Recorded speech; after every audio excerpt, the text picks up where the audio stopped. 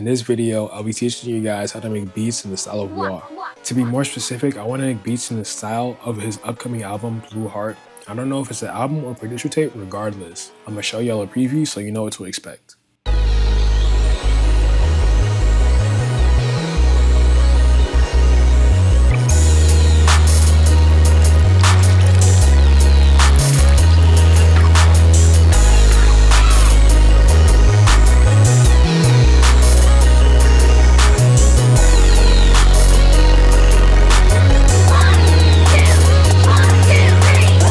Some notable songs with a similar sound are Whoa, Notice, and Cartier. Cartier is so gas, bro. When I heard that song, I knew I had to make something like this. But what characterizes these beats? It takes rage-esque elements like the crazy bass and just tones it all the way down. You turn the bass down so it's not clipping the entire song. You add rhythmic drums, rhythmic percussion. It's not just a one step that's straight blaring at your face. And it's really melodic. The melody is super catchy and bouncy. That's what's really important with these types of beats. But let me not waste y'all time. You're here for the beat, let's go. Okay, so it's truly cooked. It's truly cooked. That's deadass the most irritating thing that's happened this entire month. But we'll bounce back, bro. I got the loop, but that sucks so much. I got the loop from Feathers, and I found this loop in Vex's Discord. This is it. Yeah, nah, he snapped on that shit. I can't lie, he snapped on it.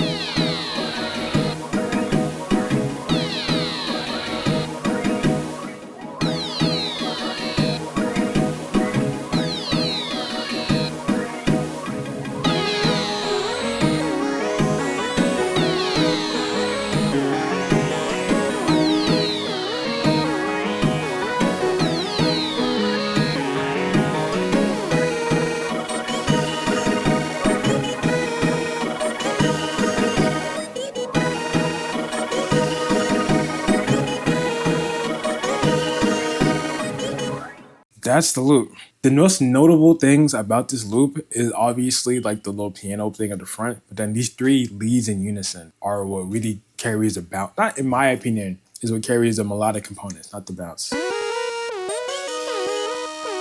Yeah, he snapped on this shit, bro. He snapped on this shit. There's so many layers in this loop. Texture, lead, piano. My shit's already lagging, bro. Lead again, texture, down filter. Now, obviously I didn't use this. I brought this back out so I could show you guys the loop. And this is his tag. Look, he threw me off guard. What you might notice is there's no bass in the loop. That's how I made this. Okay, this is the bass I made.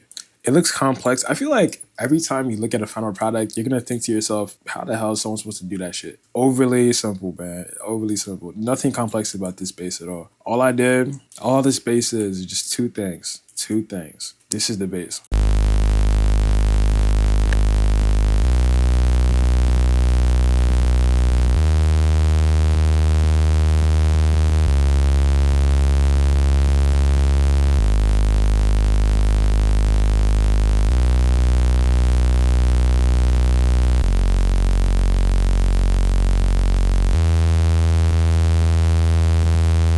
And then you take that and just have the time of your life. But I feel like something I do have to realize, I'm gonna just play it with this. I'm gonna just use this, honestly. I don't feel like doing half that shit anymore.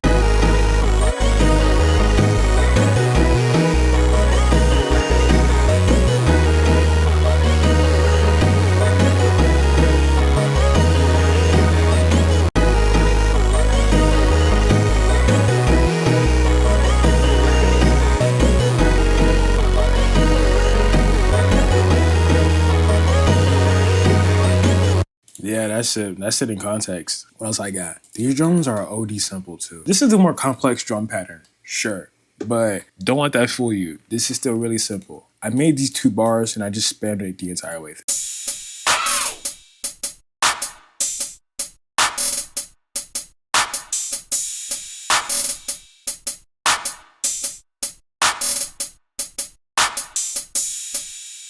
Very simple, but you can tell they're bouncy, right? Like the hi-hats are what dictate the bounce initially. And you go from the hi-hats, most basic snare pattern of clap pattern of all time. This little Vox. Yay! Cymbal, on every one, and then this open hat that kind of plays with the cymbal.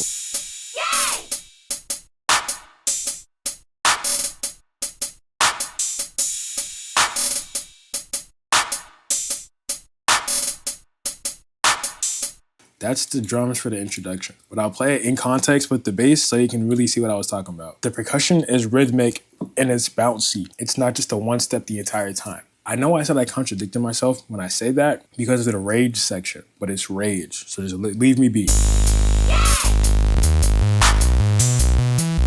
I turn out the entire melody. Bro, this is gonna be a long ass cook-up.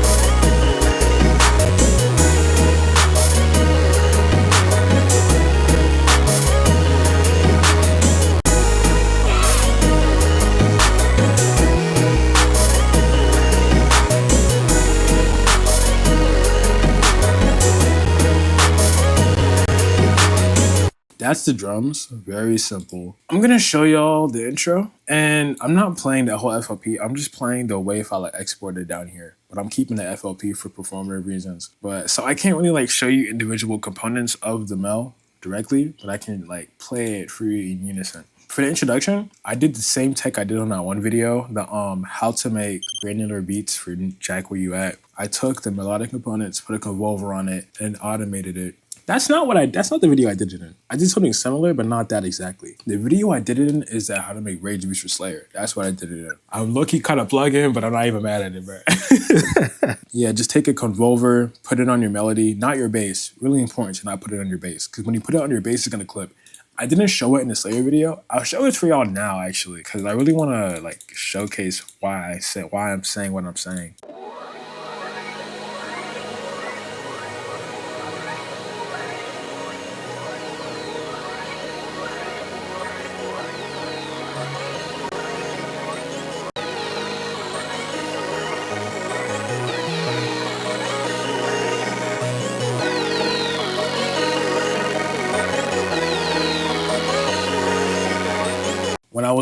Back when I was saying that in that video, you shouldn't roll the clip.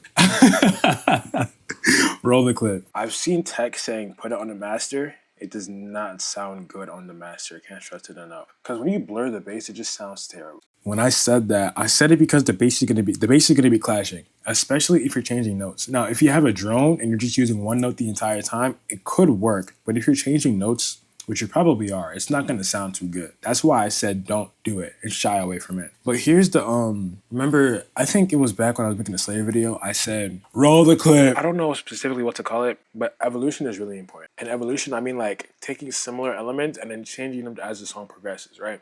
When you're making beats like this, I feel like everything should be reactive. So when I say that, specifically in this case, I'm talking about this. Remember how for the first bass, I just showed you the bass notes I made. Then I added flares on top of that. Same deal here. I'm gonna copy 4 bars, paste it back here, and I'll show you what I probably did.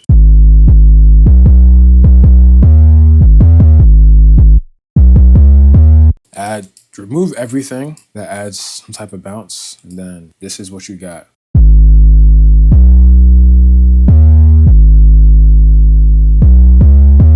I guarantee you for the entire beat, that's the only bass line I used. And on top of that, I added flares. For this introduction, what I did specifically here, it's gonna sound different to the rest of it. I'll play the first 4 bars or 8 bars for you.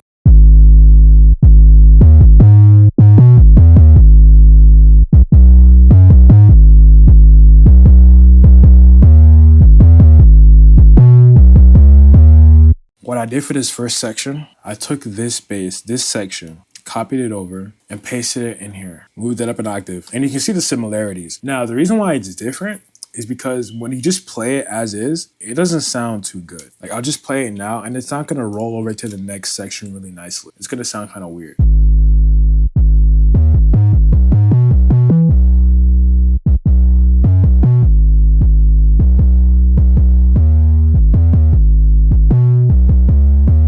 doesn't sound bad, but I feel like the bounce is different. So when it just abruptly switches to a new bounce, it kind of feels weird. That's why I changed it to a certain degree. It made it sound more coherent with the actual 808 pattern entirely. And before I leave the 808 pattern, like I want to break down how I do add the flares, because I always talk about I add flares afterwards, but I don't really tell you guys how to. But I will say it's not a matter of like copy what I do. It's a matter of whatever works for you works for you. I'll make it basic again, and I'll just walk you through how I go about doing it mentally, how I probably go about doing it.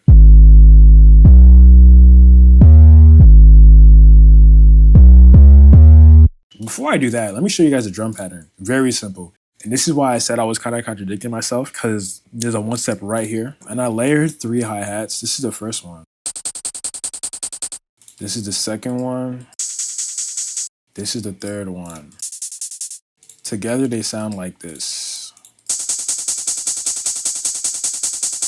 using more body. And I said I was kind of hypocritical on the one step front, because I did use a one step, but I use a one step in the quote unquote rage section. It's not really rage, it's just rage-esque elements, like I said in the intro. Take aspects from rage and apply it to this. That's what I did here. This light snare, it's hitting on every 4, then I add like extra stuff to make it more, give it more bounce. But like every 2, I think, every 3 and 5. It's hitting on those, and I add bounce. And this is a counter snare.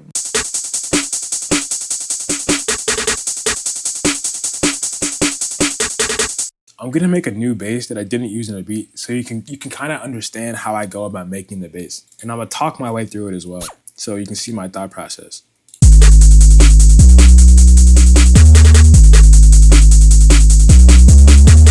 I don't like the notes, so I'm just switching it out.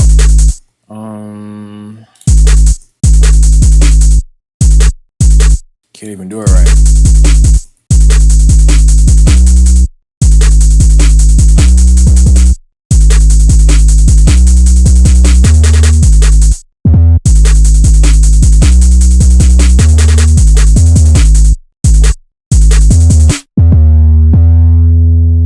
I already used this, so I'm gonna do something different.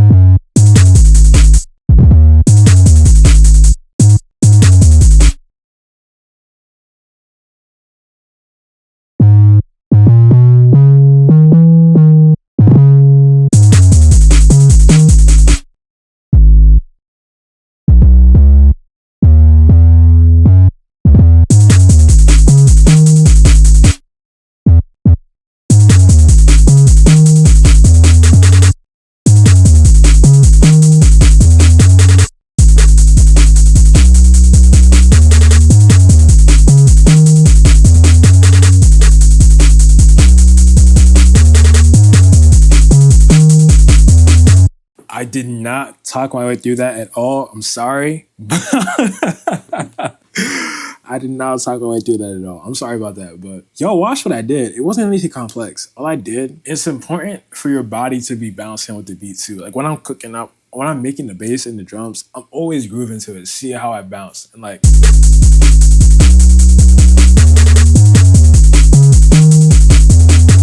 hitting on like the 1, 1, 1, 1. Hey. I'm always bouncing over here, right? So I feel like if I can try and explain what I'm actually doing, you peep how I'm always bouncing here, but literally no note ever like starts there unless it's a whole new section. Take that into account. Take it into account, because it helps a lot. It lets the actual, it lets the snare or the clap or whatever you have here shine, so it can help with the bounce. This is kind of like a lead in a sense. It's guiding the listener throughout the song. That's why it's not necessarily hitting on here, but it's playing off of it. Now you can put it on the 4s, but peep how the bounce just kind of dies. Like it's just gonna go away. And it's not like the worst thing ever, it's just not gonna be as catchy.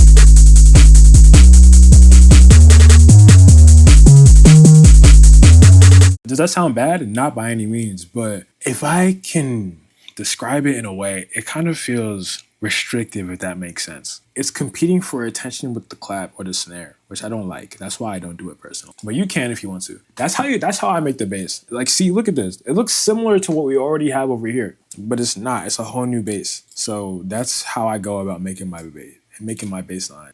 Trap section. I'll play the trap section for y'all with the drop. Then I'll go into the piano. Son.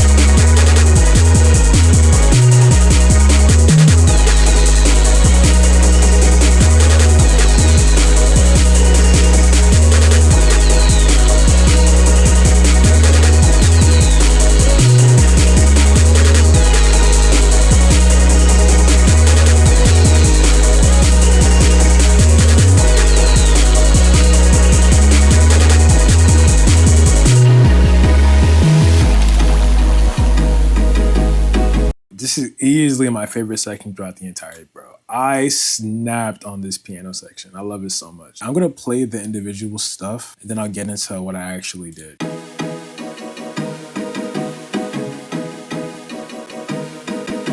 Y'all have already heard this. Man, he snapped on this loop, bro. I already said that before, but good God. Like, I aspire to be able to make some shit like that. And just, wow, man. You did your biggest one, my nigga. You did your biggest one, my nigga. This shit was so tough. This, like, introduction I added was to help with the transition into the actual section. It's not part of the beat. Or it's not part of the pattern itself.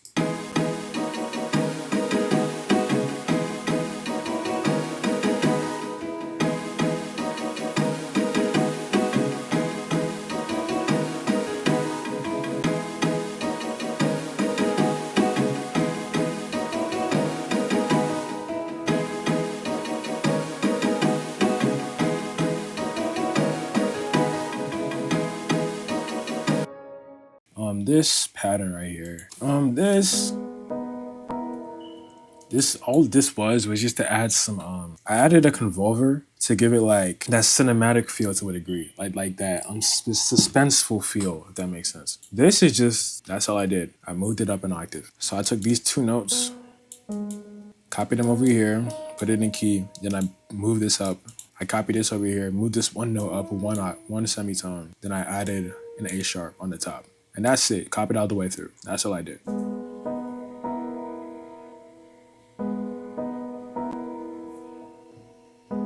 One thing I'm always gonna like advocate for, the Fruity Convolver is like one of the actual one of my favorite plugins personally. I love the Convolver so much. And it's not just useful for adding like blurring shit and making it ambient. You can add, this is ambient to a degree, but just like these spaces can add so much character to your piano and your keys. If you want to add, like, if you want to make something that stands out, try putting a convolver on your keys every so often. It's going to make a difference. But yeah, just these three notes repeated the entire time. This is a chord. That's this. And I just reversed it. So all I did here,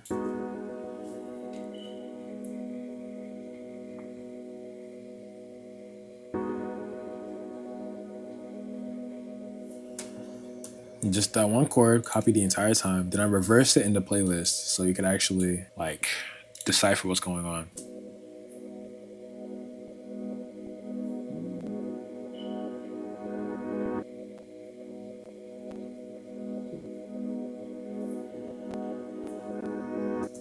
And this section was inspired by a comment I saw a while ago. It just said that if you reverse pianos, it's gonna sound a lot like heavenly and melodic. They were absolutely correct. This is just the initial piano I played reversed, I'm pretty sure. Yeah, it's just that reversed.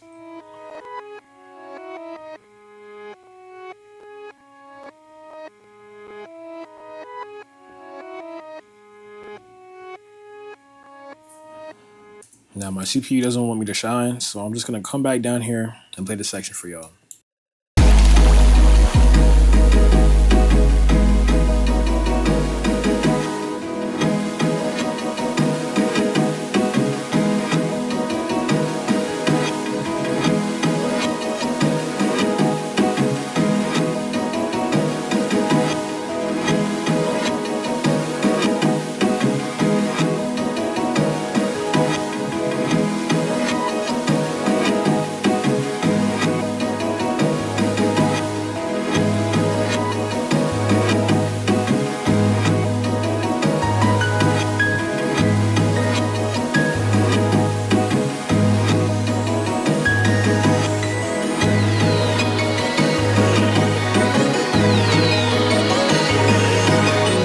I missed a lot of stuff. Now that I'm listening back, there's just bass piano, just grand piano for the bass I added, just to add some low end to the actual beat. That's all this is for.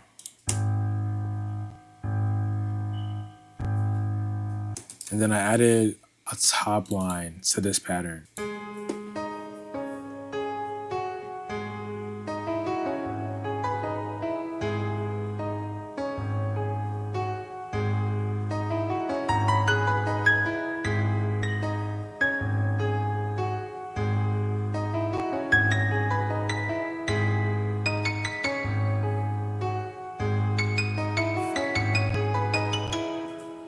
If you watch my Don't Stop video, I explain how to make midis like this. Every video I've mentioned, you're gonna see the eye in the top right. If you wanna tap in what specifically I'm saying in that section, just go ahead and watch the video. I'm gonna explain it in so much better detail than I ever could here. I'm not even frustrated, that's the thing. The CPU is just, it's not it right now. And then I took the entire melody, every single component, and I just faded it in so it sounded nice. I'm gonna play it down here because it's not gonna let me. And then yeah, we're gonna go into the last section and that's it.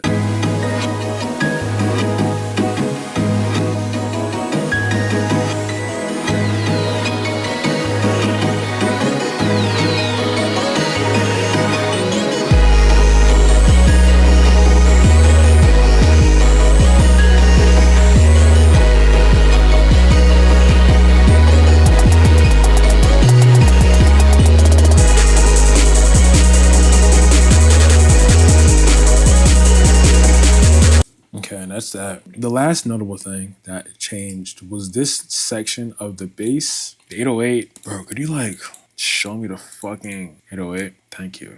Okay, there we go. I'm gonna just play the bass and the other bass as well. I'm not gonna explain what I did. I kind of wanted to see if you can like figure it out.